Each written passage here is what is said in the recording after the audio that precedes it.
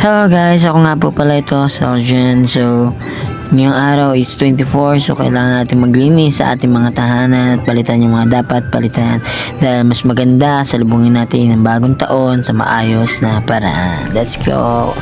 Makikita nyo po dito guys na nag-aayos ako ng aming trapal kasi gawa ng may bago kaming biling trapal para sa sahig naming hindi naman ganun kapantay.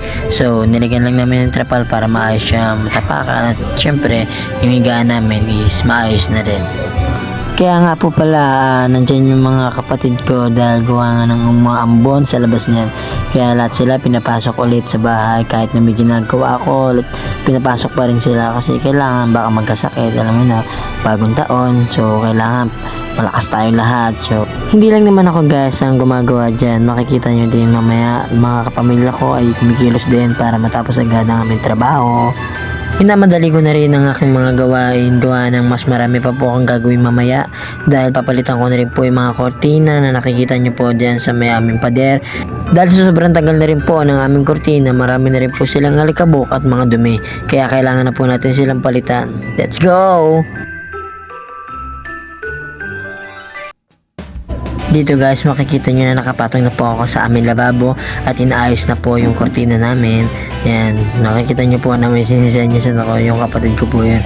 At makikita nyo po dito yung nanay ko ay kumikilos na rin para palitan po yung mga kortina sa CR para maging maayos po.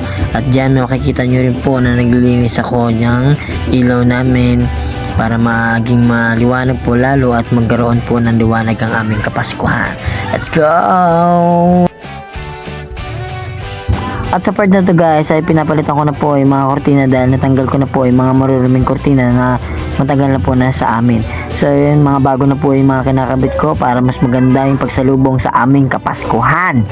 At kahit hindi naman po kami karamihan maganda tuwing Noche Buena, ang importante po sabay-sabay po kaming masayang kumakain lahat. At makikita nyo po dito guys kung gaano kami kasiya tuwing Pasko. Ayaw! Ayaw! Ayaw!